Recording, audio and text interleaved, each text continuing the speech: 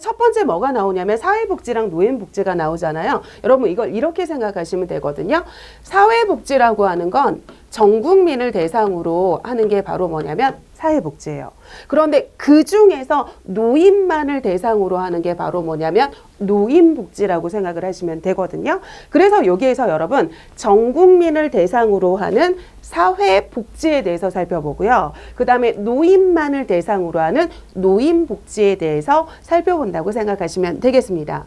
그러면 전 국민을 대상으로 하는 사회복지에서는 소득 능력이 있는 사람한테 해주는 사회보험이랑 소득 능력이 없는 사람한테 해주는 공적 부조로 나눈다고 생각을 하시면 되거든요. 그래서 우리 소득 능력이 있는 사람이 자기 월급에서 떼가는 이런 사회보험에 대해서 꼭 한 문제씩 요즘 출제가 되더라고요. 그래서 우리 국민건강보험이라고 하는 건 우리가 키워드 위주로 정리를 해나가면 되거든요. 그래서 국민의 질병이라는 키워드가 나오면 무조건 얘 국민건강보험이구나 하고 생각을 하시면 되고요. 다음에 우리가 연금을 급여를 한다. 연금을 급여를 한다는 말이 나오면 뭐냐면 국민연금보험이라고 생각을 하시면 되고요.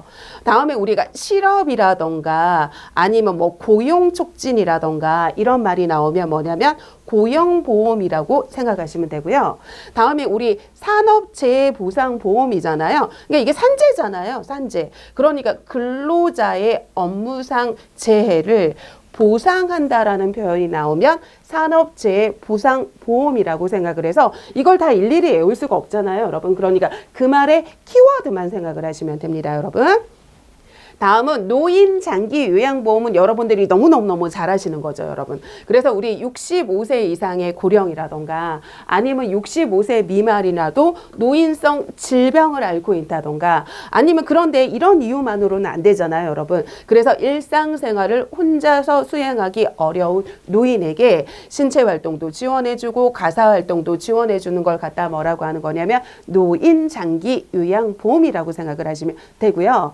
다음에 소득 능력이 없는 사람한테 나라 세금으로 해주는 걸 공적 부조라고 하고요. 여기에 해당되는 게 바로 뭐냐면 국민 기초생활보장제도잖아요. 그러니까 소득 능력이 없는 생활이 어려운 사람에게 나라 조세 세금으로 급여를 하기 때문에 최고 수준으로 우리가 보장을 해주면 누구나 다 기초생활수급자가 되고 싶어 하겠죠. 그렇기 때문에 우리 어떻게 해야 되는 거냐면 최저생활을 보장해 주는 거라고 생각하시면 되겠습니다.